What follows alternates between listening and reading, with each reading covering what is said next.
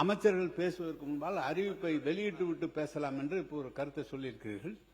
மானிய கோரிக்கை இப்போது நிறைவேற்றி தர வேண்டும் என்று கேட்க முன்பாக அமைச்சர்கள் பதில் சொல்லிதான் அதை கேட்க முடியும். அமைச்சர்கள் பதில் சொல்வதற்கு முன்பு அறிவிப்பை படித்துவிட்டு அமைச்சர்கள் சொன்னால் பேசினால் சரியாக இருக்கும். முதல்ல அமைச்சர் உறுப்பினர்கள் பேசுவதற்கு முன்பாக அறிவிப்பை சொல்லிவிட்டார்கள். ஆனால் அறிவிப்பை பற்றி தான் மேலும் கீழும் வருமே தவிர சபை பேச்சு சரியா இருக்காது. எனவே அமைச்சர் பதிலுரைக்கு முன்பு அறிவிப்பை படித்துவிட்டு பதில் சொல்லலாம். அதுதான் சரியா.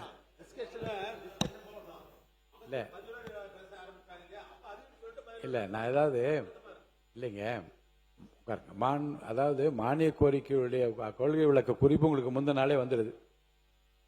மானிய கோரிக்கைகளை ஒட்டி அறிவிப்புகள் அரசினுடைய புதிய திட்டங்களை பற்றி அவர் சொல்லுகின்றார்கள். இந்த அறிவிப்பு முன்னுரையாக ஏதாவது கூறுகிற போதே கூறுகிறது மூலமாக உங்க கையில வந்து விடுகிறது. அப்போ அடுத்து பேச வருகின்ற உறுப்பினர்கள் உங்கள் முன்னுரையிலேயே நீங்க பேசுகிற போதே மானிய கோரிக்கைகள் மீதும் பேசலாம், கொடுத்திருக்க அறிவிப்புகளை ஒட்டியும் சில ஆலோசனை கூட நீங்க சொல்வதற்கான வாய்ப்பு. நீங்க எல்லாம் பேசி முடியுங்க. நீங்க எல்லாம் பேசி முடித்த பிறகு அந்த அறிவிப்புகளை வருகிற பட்சம் எப்படி பேச முடியும்?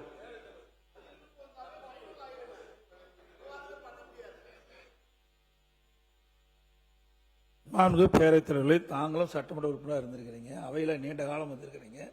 எப்பொழுதுமே அமைச்சருடைய பதிலுரைக்கு பிறகுதான் அவருடைய அறிவிப்பு இருக்கும். அதுதான் முக்கிய தத்துவம். எல்லாரும் உறுப்பினர்களும் அதை எதிர்பார்த்துட்டு இருப்பாங்க. ஆளுங்கட்சியா இருந்தாலும் எதிர்கட்சியா இருந்தாலும் தாங்கள் பேசிய பிறகு, தங்களுடைய தொகுதி சம்பந்தமா பேசிய பிறகு அந்த தொகுதியில தங்களுடைய தொகுதிக்கு ஏதாவது அறிவிப்பு வருமானு எதிர்பார்ப்பாங்க.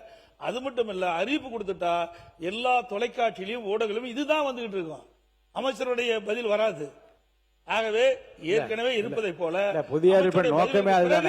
அறிவிப்பு கொடுத்தா சரியா இருக்கும். இல்ல புதிய அறிவிப்பின் நோக்கமே அரசனுடைய புதிய திட்டங்கள் என்ன, ஏற்கனவே இந்த திட்டங்களை ஒட்டி அவர் எடுத்த நடவடிக்கை என்ன என்பதை பற்றி அறிவிப்புகள் தான் வருகிறது. இல்ல இருங்க, அதாவது நோக்கம் என்ன என்றால் அரசு எடுத்திருக்கிற நடவடிக்கையுடைய முத்தாய்ப்பு.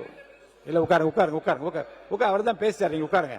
இல்ல அரசினுடைய முத்தாய்ப்பான திட்டங்களை மக்களுக்கு கொண்டு சேர்ப்பதில் அந்த அறிவிப்புகளே இருக்கிறது. அந்த அறிவிப்புகளை உட்காருங்க உட்காருங்க உட்காருங்க உட்காருங்க உட்காருங்க உட்காருங்க. மாண்பு உறுப்பினர் தங்கம் தென்னரசு அவர்கள் எனக்கு எல்லா கருத்தையும் கேட்கலாம், கேட்டு நான் முடிவு சொல்றேன். பேரவைத் தலைவர் நீங்க ஒரு கருத்தை சொல்லுவீர்கள். நான் ஒரு பொதுவாக ஒன்று சொல்றேன். ஒரு திரைப்படத்துக்கே போறோம்னு வச்சுக்கோங்க, இந்த திரைப்படத்தில் கிளைமேக்ஸ்ன்றது கடைசியா தான் இருக்கும். எப்படியுமே நீங்க ஒரு 2 மணி நேரம் இருக்கத்தானே போக போறீங்க, அதெல்லாம் பார்க்கத்தானே போறீங்க. அதனால போய் உட்கார்ந்த உடனே கிளைமேக்ஸ் முதல்ல போட்டுருவோம்.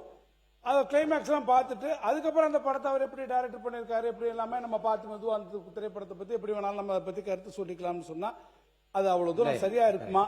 எனவே என்னுடைய கருத்து என்னன்னா, கிளைமேக்ஸே பார்க்காம மக்கள் போயிடுற கவலையில் நான் சொன்னேன். இல்ல கிளைமேக்ஸ் யாருமே பார்க்க மாட்டாங்க.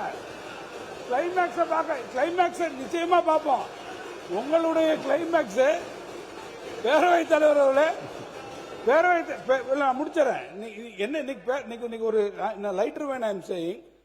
காலையில இருந்து ஒரு முடிவில் என்ன பண்றீங்கன்னா, எதை முதல்ல சொல்லி எதை பின்னால சொல்றதுன்றது காலையில வந்த உடனே அவர் பள்ளிக்கல்வித்துறை அமைச்சரை நீங்க பதில் சொல்லி அப்புறம் நீங்க பேசுங்க கேட்டுங்க அப்படின்றீங்க.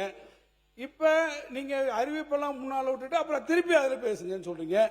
பேரவைத் தலைவர் தூங்கிட்டும் படுத்துக்கிட்டும் கொத்திக்கிட்டும் படுத்துக்கலான்ற ஒரு முடிவுக்கு பேரவைத் தலைவர் விட்டீர்களா என்பதை நான் அறிய விரும்புகிறேன். எதிர்கட்சி தலைவர் பேசுங்க. பேரவைத் தலைவர்களே, நம்முடைய முன்னாள் அமைச்சர் சட்டமன்ற உறுப்பினர் தங்கம் தென்னரசு சொன்னது போல, நீங்க தியேட்டருக்கு போனோடனே கிளைமேக்ஸை போட்டுட்டீங்க, அதுக்கப்புறம் வேணுங்கிறவங்க இருந்து பாருங்க அப்படின்னு அவர் சொன்னார். நீங்க சொல்றீங்க மக்கள் கிளைமேக்ஸ் என்னன்னு தெரியாம போயிடுவாங்களோ அப்படின்னு. படம் நல்லா இருந்தா மக்கள் இருந்து தியேட்டர்ல கிளைமேக்ஸ் வரைக்கும் பார்ப்பாங்க. நீங்க சொல்றதை பார்த்தா இந்த படம் எப்படியும் ஓடாது, இந்த படம் நல்லா இருக்காது, அதனால முதல்ல கிளைமேக்ஸ் போட்டுருவோம் அப்படின்னு சொல்ற மாதிரி இருக்கு. சமூகத்தை அமைச்சு சொல்லுங்க. மாண்புமிகு பேரவைத் தலைவர் அவர்களே, இப்ப எல்லாம் படங்கள்ல 2 கிளைமாக்ஸ் இருக்கு. முதல்லயும் கிளைமாக்ஸ் இருக்கு, பின்னாடியும் கிளைமாக்ஸ் இருக்கு. எப்போ ஒரு மாற்றத்தை விரும்ப வேண்டும், மாற்றங்கிறத விரும்பணும். நீங்க ஆட்சி மாற்றத்தையும் விரும்ப மாட்டீங்க, நடைமுறை மாற்றத்தையும் நீங்க விரும்பல அப்படின்னா எப்படி அது சரியா இருக்கும்? அறிவிப்புகள் ரொம்ப முக்கியமானதா தான் நான் பாக்குறேன். நான்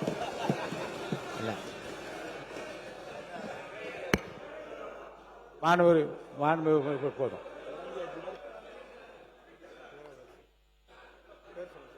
மாண்பு உறுப்பினர் ஏ வவேல் அவர்கள். மாண்புமிகு பேரவைத்தில் இதில் இன்னொரு சங்கடம் இருக்குது. அமைச்சராக இருக்கிறவங்களுக்கு சங்கடம் இருக்குது, எங்களுக்கும் சங்கடம் இருக்குது. இப்போ முன்னாலே அறிவிப்பு பண்ணுறீங்கன்னு வச்சுங்களேன், எந்த தொகுதிக்கே அல்லது அந்த பகுதிக்கே வந்து பொருத்தமான அறிவிப்பு இருந்துன்னா தான் அவங்க பாராட்டி பேசிட்டு இருப்பாங்க. இப்போ எதிர்கட்சி வரலன்னு வச்சுங்க, ஆரம்பத்தில் இருந்து இந்த ஆட்சி சரியில்லை, இந்த ஆட்சி சரியில்லை, இப்படி தான் பேச ஆரம்பிப்பாங்க. கோரிக்கை கூட வைக்க முடியாது. அதனால நீங்க எடுத்திருக்கிற முடிவு கரெக்டா. எப்ப நான் சொல்றேன்னா, முன்னாலே சொல்லாம பதிலுரை பேச ஆரம்பிக்கிறாங்க இல்லையா, அப்ப அறிவிப்பு சொல்லிட்டு பதிலுரை பேச ஆரம்பிக்கட்டும், அது பொருத்தமா இருக்கும். அதான் சரியா இருக்கும். இல்ல மாண்பு இல்ல நீண்ட யோசனைக்கு பிறகு அந்த முடிவு நான் சொன்னேன். ஏனென்றால் உட்காருங்க கணேசம்மா, அதாவது 4-5 மானிய கோரிக்கைகளில் அதுக்கு அடுத்த நாள் வந்த செய்தித்தாள்களை நான் பார்த்தேன், தொலைக்காட்சி வந்த விவரத்தையும் பார்த்தேன். அதில் முக்கியமான சில அறிவிப்புகள்லாம் விட்டு போயிருந்தது. ஏனென்றால் இங்கே மாண்பு அமைச்சர்கள் புத்தகமாக கொடுத்தாலும் கூட பேசுகிற போது எடுத்து சொல்லுகிற அந்த விடயங்கள் தான் தொலைக்காட்சியிலும் வருகிறது, பத்திரிகையிலும் வருகிறது. ஏனென்றால் எல்லா பத்திரிகை துறை ஊடக நண்பர்கள் அத்தனை பேர் எல்லாவற்றையும் படித்து பார்த்து விட்டும் எழுதி வரக்கூடிய வாய்ப்புகள் குறைவாக இருப்பதா என் மனதிலே பட்டது. என்னை பொறுத்த வரைக்கும் அறிவிப்புகளிலே என்ன இருக்கிறது என்பதை பற்றி உறுப்பினர்கள் பேசுவதற்கான வாய்ப்பும் கிடைக்கிறது. இந்த புதிய அறிவிப்பில் என் ஊர் ஏன் விட்டுவிட்டது என்றும் கேட்கலாம். உதாரணத்துக்கு மீன்வளத்துறையிலே இந்த நாகப்பட்டினத்தை செய்திருப்பதை என் தொகுதியில் ஏன் தரவில்லை என்று கடலூரை சேர்ந்தவரும் கேட்கிற வாய்ப்பும் வரும், புதிய அறிவிப்புகளை பார்த்து படித்துவிட்ட பிறகு. எல்லா உறுப்பினரும் பேசி முடிந்த பிறகு அவர் பதிலுரை சொல்லுகிற போது அறிவிப்புகளில் இருக்கிற விஷயங்களை பற்றி உறுப்பினர் பேசக்கூடிய வாய்ப்பை இழந்து விடுகின்ற காரணத்தினாலே அறிவிப்புகளை முதலில் வெளியிட்டு பேசுவதுதான் பொருத்தம் என்று நான் கருதுகின்றேன். அதன்படி நடைமுறை தொடரட்டும்.